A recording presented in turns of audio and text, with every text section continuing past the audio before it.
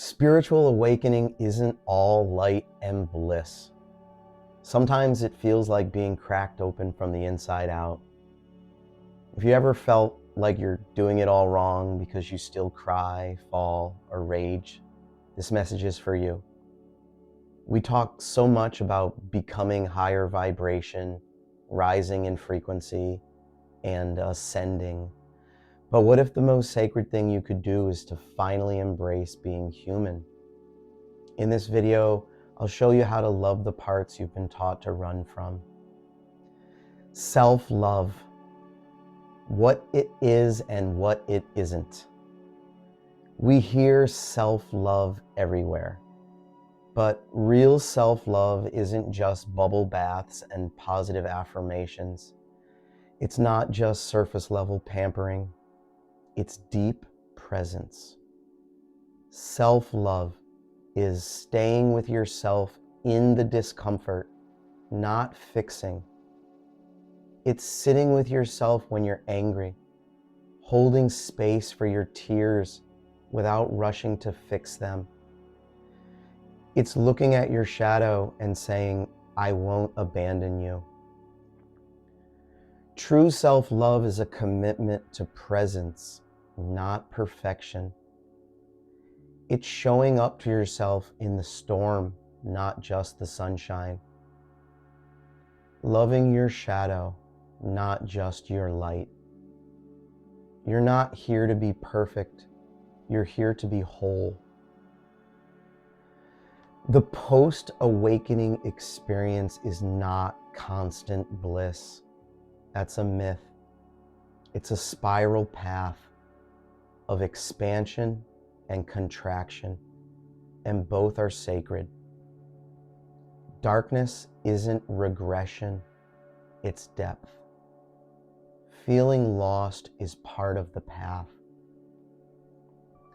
There's this illusion that once we awaken, the path becomes smooth and clear. But in truth, awakening is often followed by a descent into our unhealed places, our forgotten wounds, our unmet grief. There are high points, moments of bliss, unity, expansion. And then there are low points, contraction, confusion, darkness. Both are sacred. Both are part of the spiral. You're not going backward. You're deepening. The spiral path doesn't lead in a straight line. It circles inward towards truth. And I want to share with you two examples from my experience of this spiral trajectory. And they're both fairly recent. One of them happened about 5 months ago when I had been meditating every day for about a 3-week period, for about an hour or so, if not more, a day on love. And I had been doing a lot of energy work and energy healing. And after about a week of this, seemingly out of nowhere, when I had gotten done with a meditation session and I was coming to, out of nowhere, this deep emotional release came through me. And before I knew it, I was descending into these memories from my past and this attached emotional energy that needed to purge. And it was like I went from this blissful state right into this deep emotional energy that needed to be released. And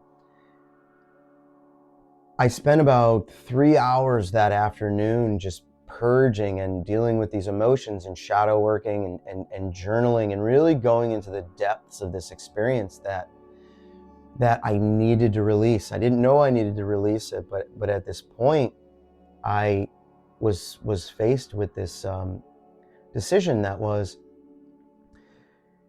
now that this emotion is coming up, how are you going to face this? Are you going to embrace it as this opportunity to go into the depths of this emotion and release it? Or are you going to get frustrated that you were high one moment and then the next moment you're in the depths of darkness. And I really saw it as an opportunity to go and purge. This energy needed to be purged.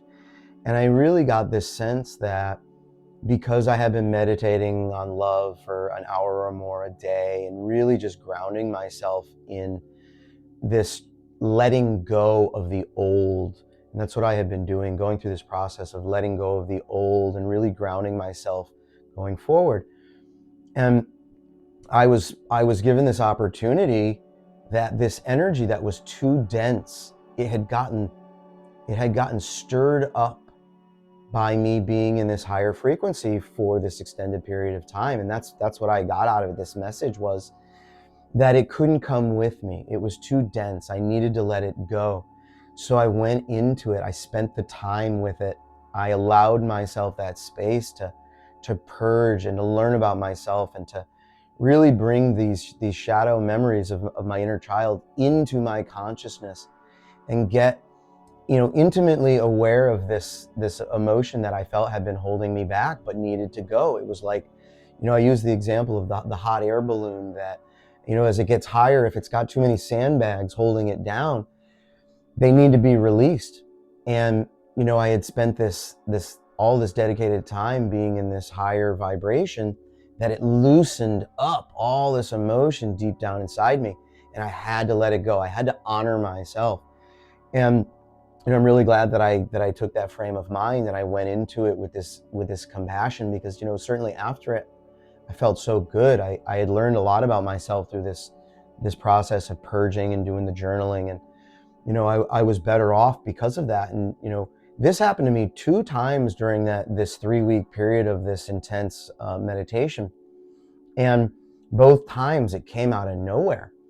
And it was, one second I was feeling this bliss and the next moment, whoosh, and I had to let it out for a few hours. And, hindsight 2020, I felt great.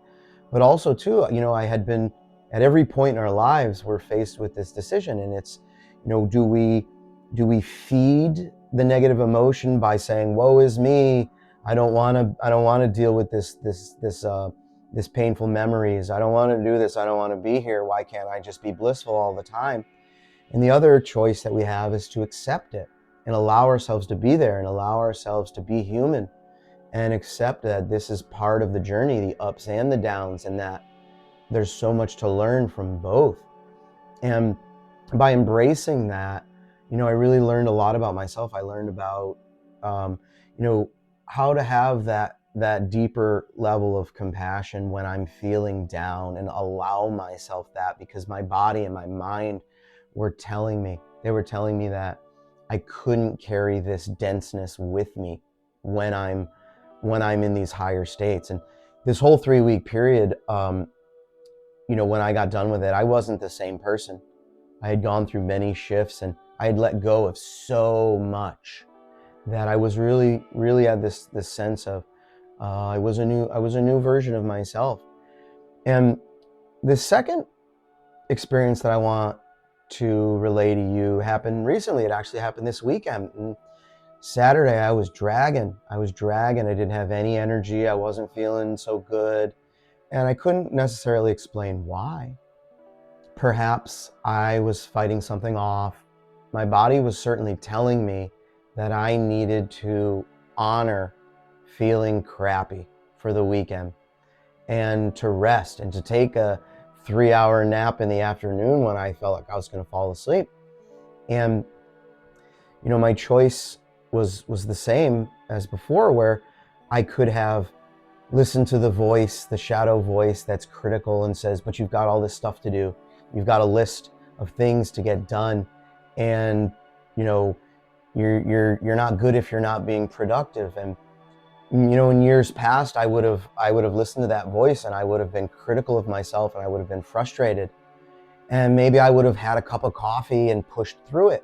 And I know that I would have felt worse had I done that. But I knew that I had to listen to myself. For whatever reason, I knew that there was something to be learned.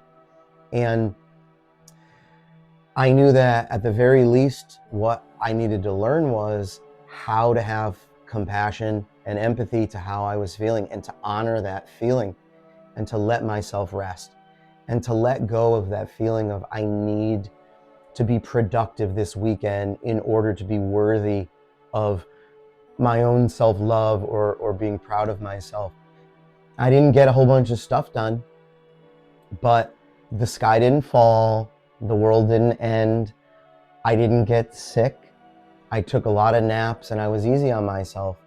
And I allowed myself to feel that. I allowed myself to feel crappy for for 3 days actually. It went through till Monday. And I also learned how to truly accept that humanness. It was a reinforcement that I was making the right choices, of allowing myself to feel that way. And certainly it reinforces the deeper compassion that we can have for ourselves. And we can be really, really hard on ourselves sometimes when we feel like, oh geez, this isn't convenient for me, I have all these things to do, I need to push through it, or I need to just have some coffee and just push through it. And sometimes we get sick. Sometimes in the long run, we end up being worse off than if we took that time to honor how we're feeling. So I put that to you as an example of it's really important to honor ourselves, and to have that love and compassion, and allow ourselves to be human, and accept that there are ups and there are downs. And it to me, it's just really part of this growing experience. And when you go forward into life, when you have this confidence that you know that you made the right decision to honor how you are feeling, when it comes up again, it's not so strange to you. You know what to expect, and you're not hard on yourselves, and you allow yourself to just be human. So I wanted to convey that to you. Hopefully that resonates with you, and that you feel like the experiences that you're having, that you're not the only one. I just want to remind you that you're not broken, you're becoming. This is a constant evolution, it's a process, but the process is about presence and allowing ourselves to be what we need to be right now, and accepting that. The self-love is rooted in allowing ourselves to be. Awakening means sanctifying your humanity, not escaping it. Normalizing the messy, non-linear path. So if this resonated with you, and I hope it makes you feel like you're not alone in your experiences, and just want to convey that the next time you're feeling this way, that you allow yourself to just be, and give yourself compassion, honor how you're feeling. And if you felt that this video gave value to your journey, if you could like it or share it with somebody who else you think it would resonate with, and subscribe. I'd love your support. And if anything in this you feel like you feel called to go deeper, I do offer one-on-one spiritual empowerment coaching. I'll leave all my links down below. But I just want to remind you that you're not here to be perfect. You're here to be whole. It's okay to be human. It's more than okay to be you. I see you. I honor you. I walk with you. And God bless you all. Thank you.